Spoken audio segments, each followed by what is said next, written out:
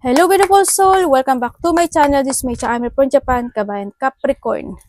This reading is for you. Tingnan natin ang iyong June 1 to June 7, 2025. Maraming salamat muna sa mga subscriber, new subscriber, cross-watcher, at sa mga bagong pasok dyan. Welcome na welcome kayo sa bahay ni Ate Aimee. Salamat kayo sa nakataba ng puso ninyong mga comments.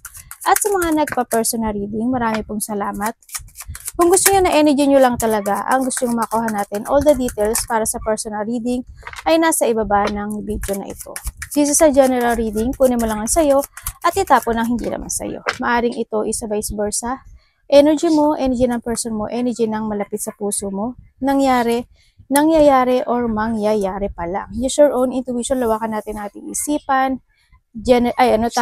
Energy reading. Ano man ang edad mo, ano man ang kasarian mo, ipasok mo ang sarili mo dito. Kung this is your energy, it's good kasi may advantage. Tandaan nyo, kayo pa rin na makapagpapabago ng inyong buhay. Okay. Mayroong mga we have the Leo, Virgo, Libra, Cancer, Taurus. Okay. Ibig sabihin ay may mga small problem ako na nakikita sa iyo.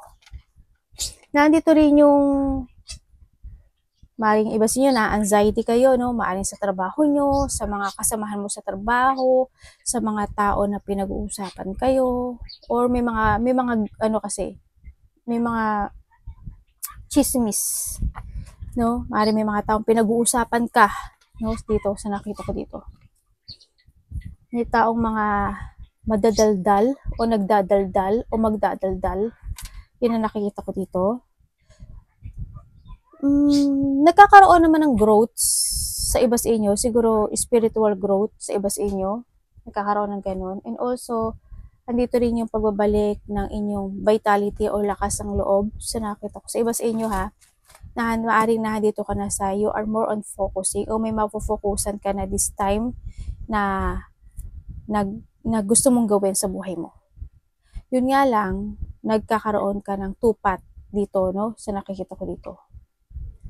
Kumbaga, you have a situation na dalawa ang path. Maaaring magkakaroon ka ng mga choices, multiple choices, o mga pag-aalinlangan, ano, sa nakita ko dito. Kasi you want to be stable, or gusto mo na talaga ng stability in life. Kaso, handun ka sa sitwasyon mo na pwede mag-alinlangan ka, o maybe magkakaroon ka ng decision para magkaroon ka ng stability, or mag-stable ka. Maaaring sa work, maaring sa profession mo, or any situation, in a relationship man yan, ganyan. Gusto mo kasi ng changes or shifting dito sa nakikita ko dito. Yun. May mga didesisyonan ka. And also, maaring iba sa inyo is may mga alaga kayong hayop, no? Nakikita ko dito. Maaring aso, pusa, ibon, yun nakikita ko dito. And then, may mga tao na there's allies, friendship, ako na nakikita dito, na nagkakaroon ng bonding, or handun talaga yung trust, handun yung loyalty, no, sa nakita ko. Pero may mga iba naman na hindi sila totally loyal sa'yo. Natural yun sa buhay.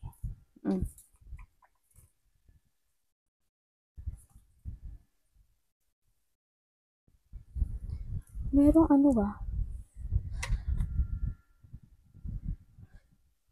siguro iba sa inyo, may anak kayo, isa, dalawa, tatlo, ang ganyan. Ako nakikita.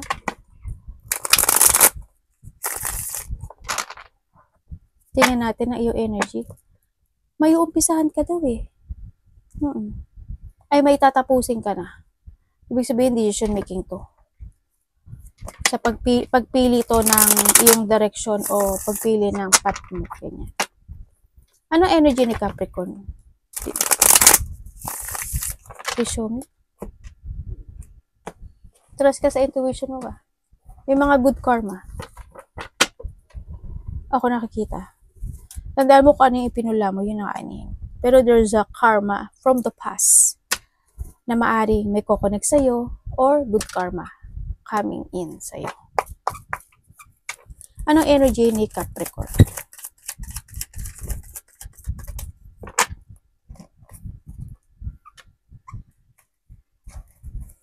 Anak, abo na yun.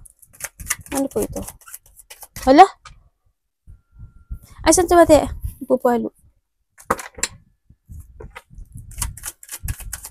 Energy ni Capricorn. Ay. Ano po ibig niyo sabihin?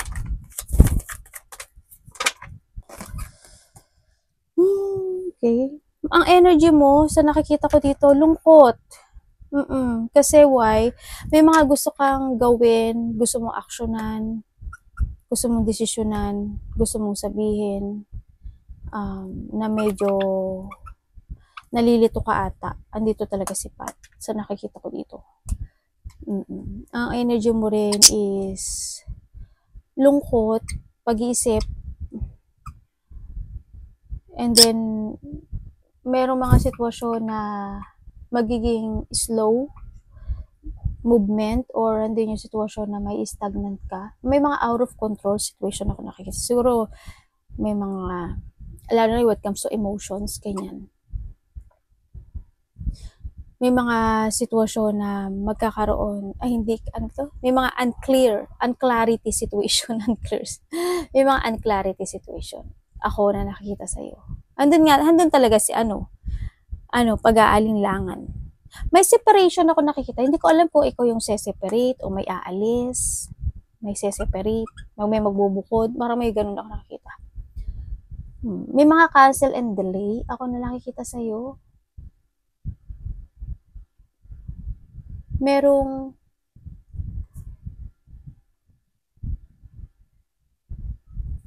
sadness kasi nakikita ko energy sa'yo eh. Siguro hindi naman kayo lahat to. Ang energy mo is sadness. Lungkot, pagkalito, loneliness, mga intense disappointment. Siguro when it comes sa'yo, siguro disappointment kasi may mga gusto kang aksyonan, gusto mong gawin, hindi mo magawa. Diba? Yun ang nakikita ko sa'yo. Parang nahang ka. May mga gusto ka ma-fulfill o may mga gusto ka ma-achieve dito. Pero kailangan ma-action na. Tingnan natin ang iyong parating. May mga ipagpapaliban ka dito na aksyonan. So nakikita ko sa iba sa inyo.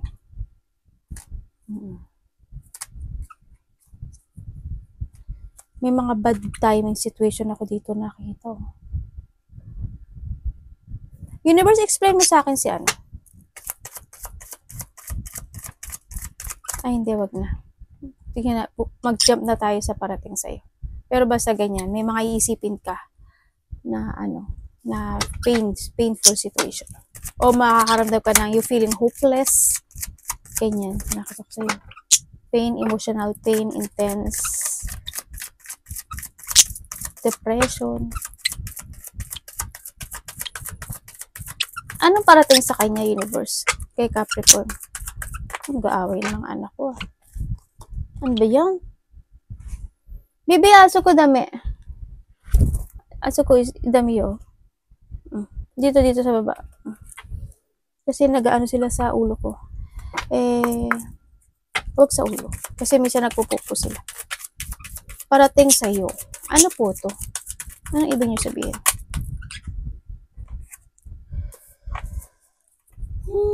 Saan po? Saan to?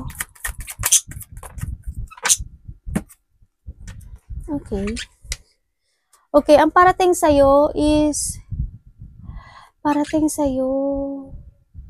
pwede kang malito.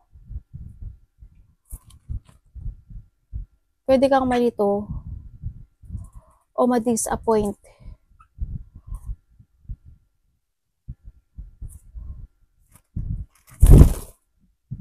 Or hindi ka makapagpasya.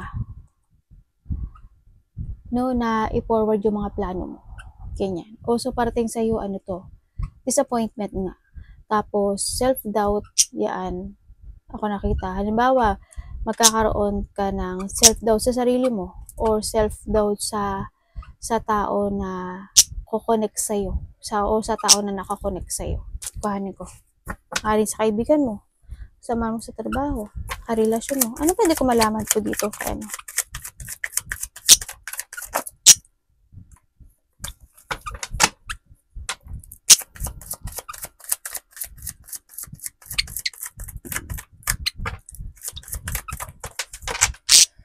Lo, yun. Okay. Bakit ganito yung energy mo? Nakuha ko sa'yo. May blockage ka dito. Ibig sabihin,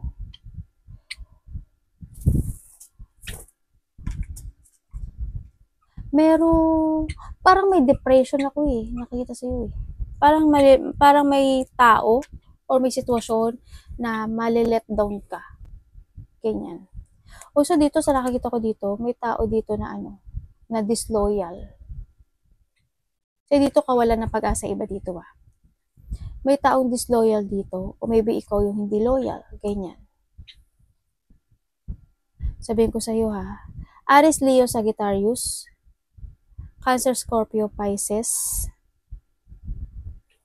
and Aquarius. Yun ang nakikita ko dito. Yan, may tao na disloyal. May tao dito na may hidden motive sa'yo. May tao dito na may hidden agenda sa'yo. Dito. Nakakonect siya sa'yo Maaring ikaw ito or siya Yung basta nabanggit ko sa'yo element. And then also, ang nakikita ko, para may isang sitwasyon na na-hold ka na nakaraan. Dito. Maari sa iba sa inyo, there's a frustration, lack of confidence, lack of planning, ganyan. Maaaring, kasi na-hopeless kayo Yun ang nakikita ko dito.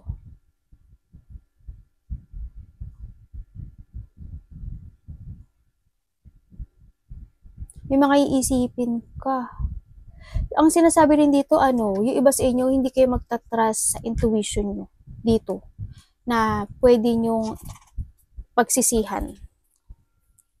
Yun. Kasi there's a regret situation ako na nakikita dito.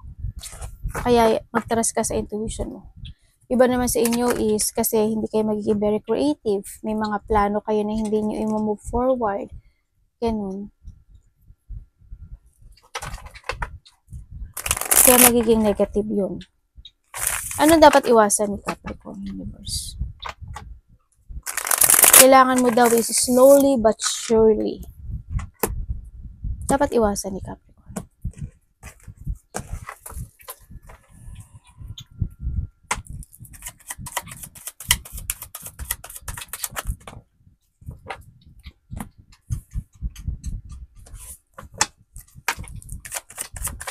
Ano po to? Okay.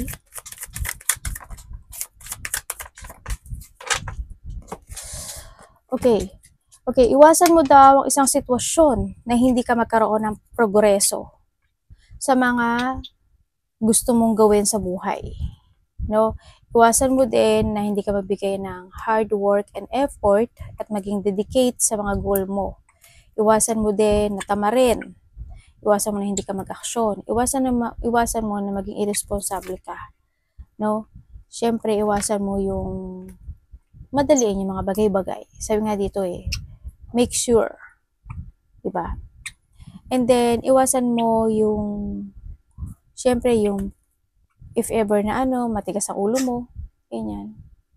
Iwasan mo yun. Maging mapagmatigas or maging hindi makinig. Ganyan. O maging cold. Kung baga kinakausap ka, parang wala ka nadidinig. Halimbawa, ganun. Iwasan mo din yung isang sitwasyon na mapanghinaan ka ng loob. Ganun. To create yourself at mawalan ka ng interest sa mga bagay-bagay. Yan ang nakikita ko sa'yo dito.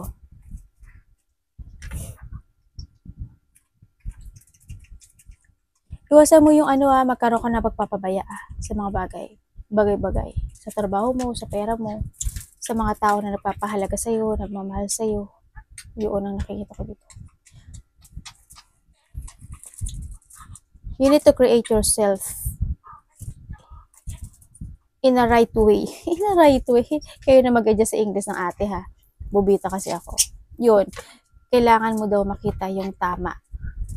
kung kailangan may mga bagay na sitwasyon na kailangan mo nang ikat, alisin, tapusin, i-change to this or desisyonan, gawin mo dito. Create yourself in the right way. Tama naman ako, di ba?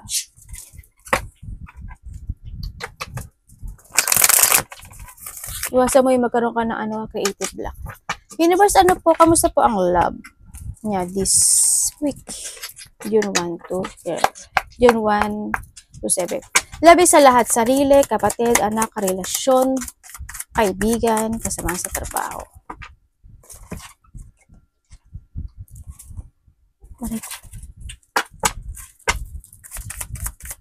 Ano po ito?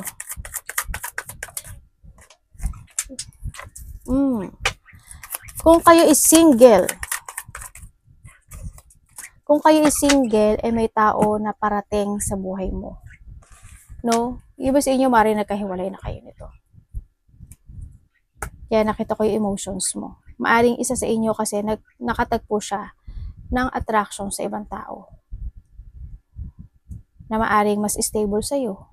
O handun yung sitwasyon na maaring itong pinalit niya sa'yo, o vice versa is a person na maaring may kakayahan in life, or a person na sa tingin niya magiging maganda yung buhay niya or yung gusto niya. Kung kayo naman is in a relationship nitong taon na to. Pero alam mo, nakikita ko dito sa taon na to, ayun, nagkahiwalayan na pala. Wala puro tower. Kung kayo magkarelasyon itong tao na to, sa nakikita ko naman sa inyo, handun naman yung good foundation ninyong dalawa. May kanya-kanya kayong tinatahak. Sa nakikita ko dito. May aso kayo?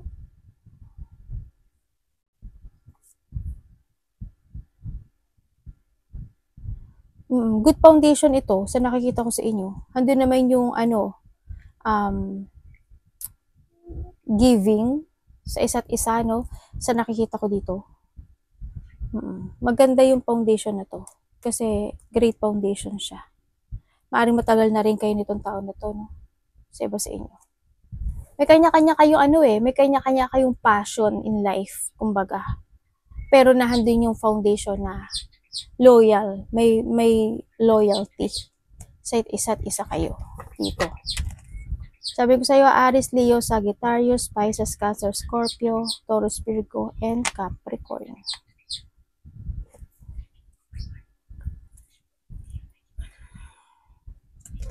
Tingnan natin. Kamusta po ang money ni Capricorn? Maring this week, ang nakikita ko sa iyo dito, maring magkakaroon kayo ng pag-uusap related to a money or may mga actionan kayo related to a family. Yun ang nakikita ko dito.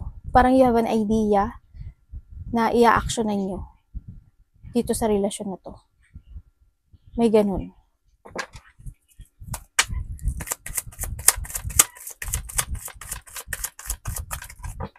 Money ni Capricorn.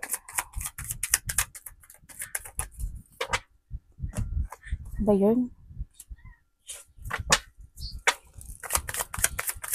Ano po yun? Lalalala. Capricorn, ang money mo, sa nakikita ko dito, hindi mo ata siya na ma-manage maigi. Hindi mo siya gaanong na ma-manage. Ganun. Sa nakikita ko dito medyo mali yung pag-handle mo. Sa nakikita ko dito. Hindi ko naman sinasabing mali. Kumbaga, maaring hindi ka nagtitira sa sarili mo. Or walang natitira talaga. 3 of Wands.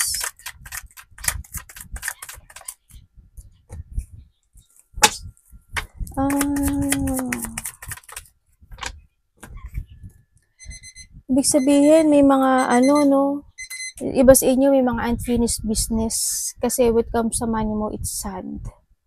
Ako nakikita dito. Ibig sabihin, merong you have a mission to change no?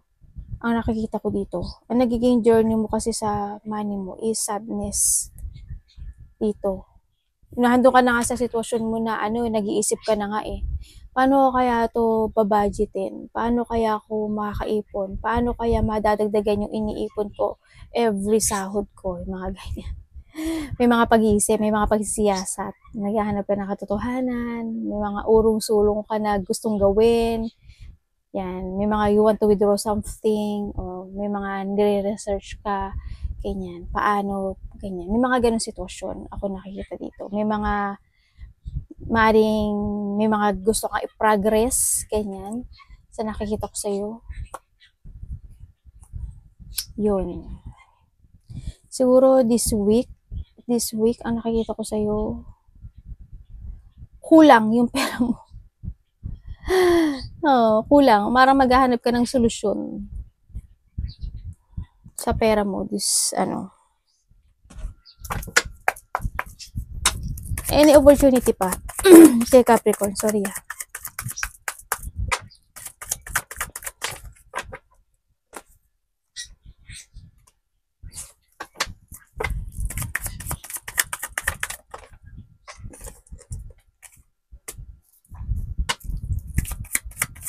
Ano ito? Dalawa tao mo? May mga inaalala ka raw. May mga inaalala ka, meron kang mga, siguro you have an idea, meron kang mga opportunity, mga bago halimbawa, o maaring may mga inaalala ka na gusto mong lumago o mag-success. Kaso, andun yung sitwasyon na nagiging weak itong energy na to, na panghihina. There's a law of confidence ako nakikita dito. Siguro iniisip mo na, halimbawa, it comes sa money. Paano ko to mababudget? Paano ko mababayaran to? Paano ganyan? Paano ganyan? Ganun. May mga ganun sitwasyon. No? May mga sinasabi rin dito is may tao na hindi siya willing o hindi siya matulungin sa'yo. May taong hindi siya, hindi siya, ayaw kanyang tulungan. Or wala lang siyang maitutulong sa'yo. Yun ang nakikita ko dito. May tao dito gano'n. May tao dito na, sana hope hindi ikaw, Hope hindi ikaw. Pero may nakita ko dito na tao na moody, tao na selosa, lalaki ka man, babae. May tao na unfaithful, may tao makasarili, kuhanin mo lang yung sa'yo doon, may insecure, masungit, sinungaling. There's a hot temper situation. Maaaring yung tao na yun is, alam mo yun, yung hot and cold, or minsan okay siya, minsan masungit siya. Ganyan. Maaaring may tao rin dito na troublemaker. Sino yung tao na parang kailangan sundin mo siya, or naghahari-harian. Sa iba sa inyo, maaaring kasama nyo ito sa trabaho. Or sa iba sa inyo, maaaring karelasyon nyo to. Sana hindi kayo nabubuli ha. Kasi may bully situation na nakikita sa'yo. Universe, ano pang may advice nyo kay Capricorn?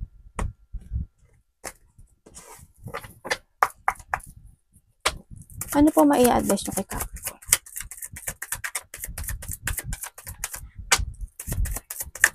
Huwag ka magbubuli. Iba sa inyo, pagising-gising kayo sa gabi, maring kulang kayo sa tulog, o handin yung stress, anxiety, depression. Maring iba sa inyo, may insomnia kayo, maring may mga nightmare sa iba, o handin yung sitwasyon na may mga pinagsisisihan kayo, may mga deep unhappiness, or napopokus kayo sa nakaraan. Yan. O yung minsan, siguro handin na yung sitwasyon na rin na nawawalan ka na ng pag-asa. Kumbaga na panghihinaan ka. Kasi it's weak energy kasi. Siguro nawawalan ka na ng pag-asa na magbabago pa ang buhay ko, magbabago pa ang buhay mo, mabufurso mo yung mga idea mo, ganyan. May ganong mga situation. Advice.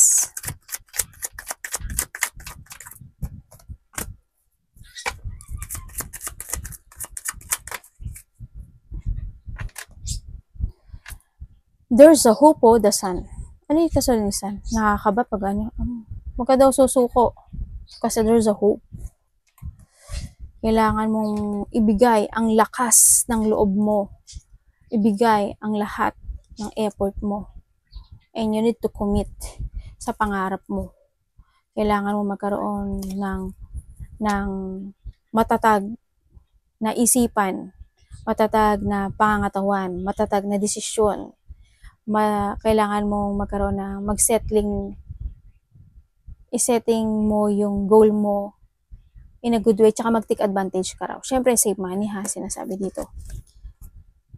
Okay, ang advice, isa pa to, advice sa'yo ay kailangan mo, you need to be aware sa yung pera, trabaho, sarili, o sa mga tao na na nakakausap mo na pinahalagan ka. Kumbaga, pahalagahan mo rin sila.